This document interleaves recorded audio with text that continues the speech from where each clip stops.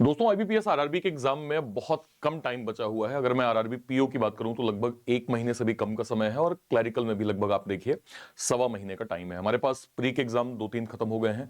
SBI clerk हो गया, IBPS clerk हो गया, एलआईसी डबल हो गया। इन सभी के मेंस के एग्जाम की आप तैयारी कर रहे हैं और साथ में अब हमारे सामने आरआरबी भी है। मैंने अभी एक वीडियो किया था जहां मैंने आपको ये बताया था कि आपको ना केवल मेंस को देखना है लेकिन साथ में अब आपको आरआरबी प्री पे भी फोकस करना है।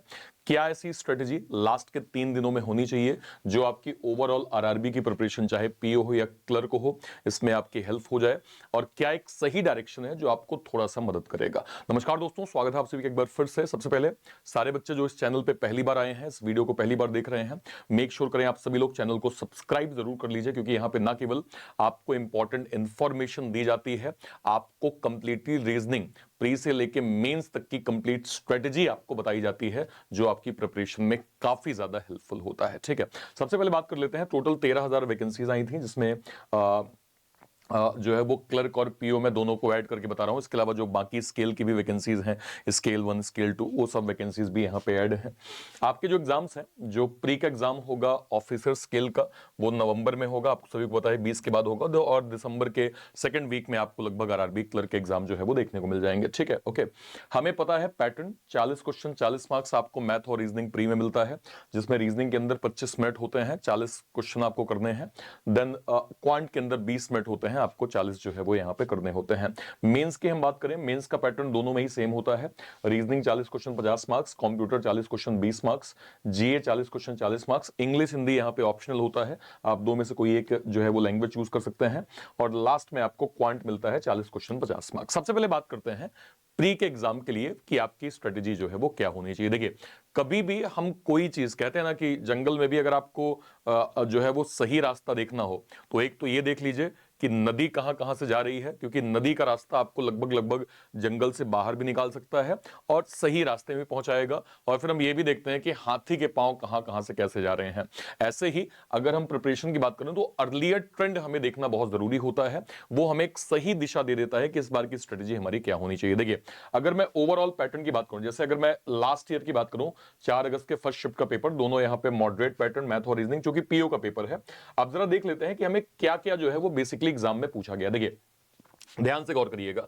सिलॉग, direction distance, blood relation, inequality, pair formation, number based question, meaningful word. इसके बाद 4 पजल है, अनसर्टेन, सर्कुलर सिटिंग, इसके बाद बॉक्स पजल, मंथ और date puzzle, linear sitting arrangement. ये अर्लियर ट्रेंड का फर्स्ट शिफ्ट का जो है वो पेपर था। इसमें जो है वो मैथ्स में क्या क्या आया, wrong number series, quadratic equation, approximation, DI 6 question, then bar graph 5 question, और अर्थमेटिक के लगभग हमने टोटल जो है वो 14 क्वेश्चन देख लिए। ठीक है, ओके।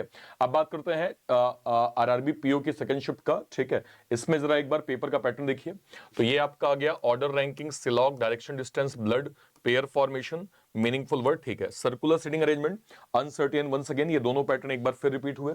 इसके बाद पैरेलल रो, ठीक है, फ्लोर पजल आ गया, ईयर बेस्ड कंडीशन 2023 आपका बेस पैटर्न था जो हमने देखा यहां पे। ठीक है, इसमें मैथ्स में क्या क्या आया आप देखें, missing number series, approximation, quadratic, pie chart का 5 क्वेश्चन, देन टेबुलर का 6 क्वेश्चन, अर्थमेटिक इस बार 12 क्वेश्चन हमें देखने को जो है वो यहां पे मिले। ठीक है, अगली शिफ्ट पे आ जाइए।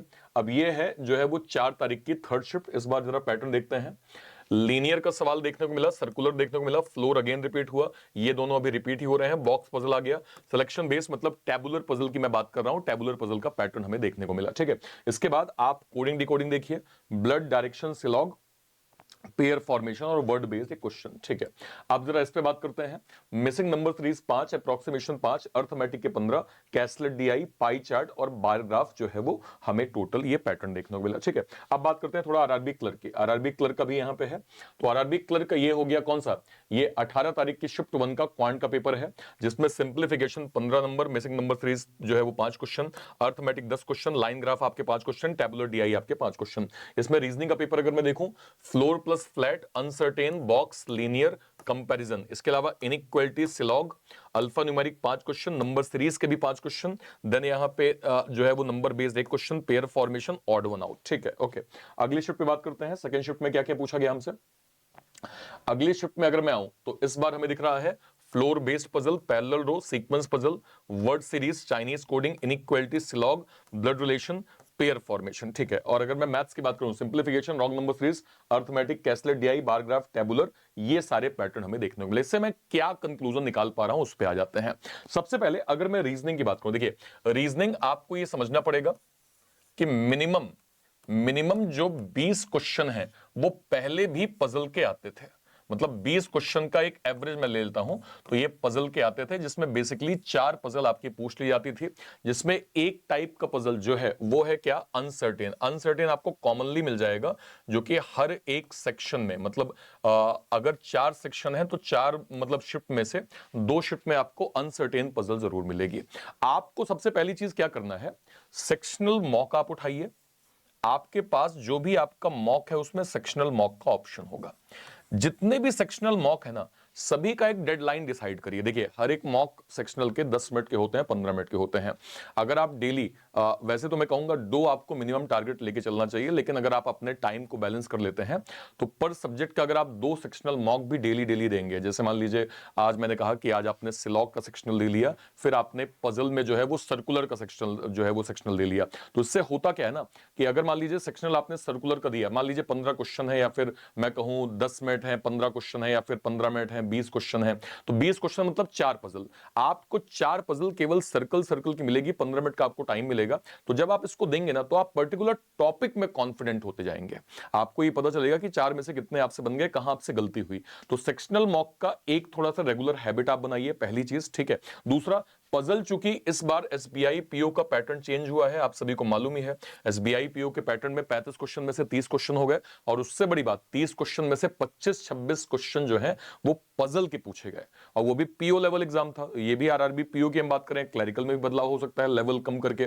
तो पजल की मैक्सिमम प्रैक्टिस के लिए आपको क्या करना है सर, मैक्सिमम प्रैक्टिस के लिए रेगुलर बेस पे आपको जो है वो ये वाला सेशन जो मैं YouTube पे दे रहा हूं उसको आपको प्रैक्टिस करनी है। देखिए आज ही मैंने एक सेशन लिया है जहां पे लगभग हमने 32-22 पजल की प्रैक्टिस आज करी है। मैंने पीडीएफ भी इसमें अटैच करवा दी है। अगर आप इस वीडियो को क्लिक करेंगे तो आप यहां पे देखेंगे तो नीचे पीडीएफ भी आपको अटैच मिलेगी। जैसे आप इस पे क्लिक किए तो ये कंप्लीट पीडीएफ आपको हर एक वीडियो मिल जाएगा, और सारी की सारी पीडीएफ के साथ, मतलब कंटेंट के साथ, रिवीजन, इसमें सॉल्यूशन, सब कुछ मैंने डिटेल कर दिया है जो आपको काफी हेल्प करेगा। इस पीडीएफ को आप डाउनलोड करके सभी को आप रिवाइज करिए, ठीक है। अच्छा, यहां पे जब मैं आपसे कह रहा हूं कि पजल के टाइप, तो पजल के टाइप जब हम पढ़ रहे हैं, जरा लाइव सेक्शन में जाइए, तो ये आपको 22 पजल मिल गई, ठीक है। इसके बाद मैंने फिर यहां पे पजल ली है, ये तो मेंस का हो गया, 17 पजल का एक वीडियो हो गया, ठीक है। इसके बाद आप जाइए, पजल का एक और वीडियो हो गया, लगभग 20 पजल यहां करवाई मैंने। इसके बाद अगर आप देखें तो पजल का एक और वीडियो हो गया, यहां मैंने पजल करवाई, ठीक है। इसके बाद आप जाइए और नीचे आइए, 25 पजल आपको फिर मिल गए। 25 पजल के बाद फिर आरआरबी पीओ का आपको पजल का जो है वो वीडियो मिल गया। इसके बाद अगर आप और जाएंगे, लगातार मैंने भर भर के जो है वो पजल आपको करवाया है, जो आपकी प्रिपरेशन में हेल्प करेगा। तो पहली चीज, चैनल को सब्सक्राइब जरूर कर लें, क्योंकि रेगुलर बेस पे एग्जाम से पहले हम लोग मैक्सिमम पजल जो है वो करने वाले हैं, जो आपकी प्रिपरेशन में काफी हेल्प करेगा। इसके अलावा सेक्शनल मॉक आपको जरूर देना है। एक डिसाइड कर लीजिए कि सर मुझे ना एक तो देना ही है, लेकिन अगर मेरे पास टाइम है ना तो सर मैं 2 भी जो है वो टॉपिक वाइज, को देखिए 15 मिनट 15 मिनट और 15 मिनट 15 मिनट, 1 घंटे का समय लगना है भाई, ठीक है। तो 1 घंटे आपको लगेगा, और चूंकि अगर आप रिपीटर है या मैक्सिमम सिलेबस आपका कंप्लीट हो गया है, तो ऐसा नहीं है कि अगर आपने 20 क्वेश्चन का एक सेक्शनल मॉक दिया है तो आपके 20 में से 15 गलत हो गए, 5 ही सही हुए, ऐसा नहीं हो सकता है। आपके ज्यादा से ज्यादा क्या होंगे कि 11-12 सही होंगे, 8 गलत हो जाएंगे, या फिर 15 सही होंगे, 5 गलत होंगे, 14 सही होंगे, 6 गलत हो जाएंगे। तो उन 6 को, जो आपने कहा ना कि भाई मॉक देने के बाद हमें रिवीजन के लिए भी समय चाहिए, तो जो 6-8 क्वेश्चन गलत हो रहे हैं उनके रिवीजन में आपको बहुत टाइम नहीं लगने वाला है, लेकिन ये सेक्शनल मॉक आपको कॉन्फिडेंस बहुत देगा, ठीक है। इसलिए मेरी रिक्वेस्ट है सभी बच्चों से कि सेक्शनल मॉक को जो है वो सबसे पहली पर आप प्रायोरिटी दीजिए, ठीक है। इसके बाद पजल का मैंने आपको सॉल्यूशन बता दिया कि आपको पजल जो है वो करना है। अब बात करते हैं मैथ्स की। मैथ्स में आपको क्या क्या करना है, सामने आपके पेपर है, ये आपने देखा आरआरबी पीओ में भी आपको देखने को मिला, नंबर सीरीज वहां भी देखने को मिला। ये डीआई के अलग अलग पैटर्न, ये तीनों तरह के पैटर्न मैंने आरआरबी पीओ के अंदर भी देखे, क्लैरिकल के अंदर भी देखे। आपको करना क्या है, आपने देखा कि हाँ भाई लास्ट ईयर के पैटर्न में कैसलेट मुझे जो है वो ज्यादा दिखने को मिल रही है, टेबुलर दिख रहा है, बार ग्राफ दिख रहा है। आप इनके मैक्सिमम कंटेंट की प्रैक्टिस करिए। अगर आपको कंटेंट कम लग रहा है, सुन लीजिए, सभी को मैं बोल रहा हूं, अगर आपको कंटेंट कम लग रहा है, आप मुझे इस वीडियो के कमेंट सेक्शन में जो है वो कमेंट करिएगा, सर मुझे क्वांट का कंटेंट दे दो, सर मुझे क्वांट का कंटेंट दे दो, मुझे प्रैक्टिस करने के लिए कंटेंट कम लग रहा है, मैं आपको एक पीडीएफ लिंक दे दूंगा जिसमें आपको अच्छे खासे कंटेंट की प्रैक्टिस करने के लिए कंटेंट मिल जाएगा, जिससे आपके डीआई के मैक्सिमम टॉपिक कवर हो जाएंगे, आपके सिंप्लीफिकेशन, नंबर सीरीज, इन सभी के टॉपिक जो है वो मैक्सिमम कवर हो जाएंगे और आप कॉन्फिडेंट तरीके से इन प्रॉपर कंटेंट को रिवाइज जो है वो कर सकते हैं। तो सिंप्लीफिकेशन, नंबर सीरीज, अर्थमेटिक, इनको आपको क्या करना है, सबसे पहले तो आप इनके जो है वो सेक्शनल मॉक खत्म करिए। मैं हमेशा ये बोलता हूं कि आपके पास अगर कोई मॉक है, कंप्लीट मॉक खत्म करने से पहले मेक श्योर करें कि आपका सेक्शनल मॉक पूरा खत्म हो जाए और एक सीरियस तरीके से आप उस जो है वो मॉक को दीजिए, ठीक है। इन तीनों टाइप को आप पढ़ लें। ये दोनों आपको देखें, कैलकुलेशन ना केवल आपकी प्री में काम आएगी, आपके मेंस में भी काम आएगी। तो आपको समझना पड़ेगा कि ये टॉपिक्स आपके लिए कितने इंपॉर्टेंट हैं। सारे बच्चे जिनको भी क्वांट कंटेंट की नीड है, इस वीडियो के कमेंट सेक्शन में जरूर लिखिएगा कि sir we need quant content, हमें दीजिए सर, हमें प्रैक्टिस करनी है। मैं आपको वहां पे लिंक जो है वो शेयर कर दूंगा ताकि आप अच्छे से जो है वो कंटेंट एड्रेस कर पाए, ठीक है। तो इन दोनों टॉपिक्स को आपको यहां पे करना है और सेक्शनल मॉक देना है। इसके बाद जब सेक्शनल मॉक आप दें, ऑल्टरनेट डेज में आपको अब कंप्लीट मॉक की भी तैयारी करनी स्टार्ट करनी पड़ेगी। कंप्लीट मॉक कैसे, आपने मॉक दिया, परफॉर्मेंस को एनालिसिस किया, वीक एरियाज पे काम किया, उसके प्रैक्टिस क्वेश्चन लगाए, आपने इंप्रूवमेंट देखी, वापस से आपने मॉक देना स्टार्ट किया। इस पैटर्न को आप जितनी बार रिवाइज करेंगे, मैं फिर कह रहा हूं, इस पैटर्न को आप जितनी बार रिवाइज करेंगे उतनी बार आप ब्रश अप होते जाएंगे। कहते हैं ना कि मेडिटेशन एक दिन में नहीं हो सकता, एक दिन आप 10 मिनट बैठेंगे, शायद आप दिमाग को शांत नहीं कर पाएंगे, लेकिन अगर आप लगातार बैठ गए तो धीरे धीरे आपको उसका असर दिखना चालू हो जाता है। तो आप एक मॉक दे के ये मत सोचिएगा कि आप सुपर कॉन्फिडेंट हो जाएंगे, अनटिल अनलेस कि आपको जो है वो कंसिस्टेंट मॉक देते जा रहे हैं, अपनी मिस्टेक्स को देख, क्योंकि जब आपको मिस्टेक लगातार दिखेगी ना, तभी आप उस पर काम कर पाएंगे। कोई चीज हमें लगातार जब सामने दिखती है कि अच्छा ये गलती मुझसे हो रही है, इसको नहीं दोहराना है, तब आपको समझ में आता है कि नहीं यार, ये गलती अगर मैं ना करता तो मेरा काम बन जाता, ठीक है। तो आपको ये प्रोसेस लगातार करनी है। जब आप मॉक देते हैं तो मॉक में मैं हमेशा बोलता हूं परसेंटाइल के कॉलम को जरूर गौर किया करो। नॉर्मली स्टूडेंट क्या करते हैं, नॉर्मली स्टूडेंट जो है मॉक दिए, 80 नंबर का पेपर है, 55-60 नंबर आ गए, तो उन्होंने देख लिया कि हाँ भाई मेरा 60 नंबर जो है वो बन गया। तो 60 नंबर बनना अच्छी बात है, लेकिन आप एक बार परसेंटाइल के कॉलम को जरूर देखा करिए। आपके परसेंटाइल का कॉलम 80 प्लस जरूर होना चाहिए। परसेंटाइल आपको ये शो करता है कि आपने पेपर सही तरीके से दिया है, आपकी स्ट्रेटेजी सही है, आपको मालूम है कि किस सेक्शन को कैसे शुरू करना है, क्या खत्म करना है, मुझे पजल को बाद में करना है, मिसलेनियस में जो मेरे से मोस्ट डुएबल होगा उसको मैं पहले करूंगा। ये सब एक परसेंटाइल शो करता है। तो आपके परसेंटाइल का कॉलम ऑलवेज 80, 85 प्लस 90 होना चाहिए।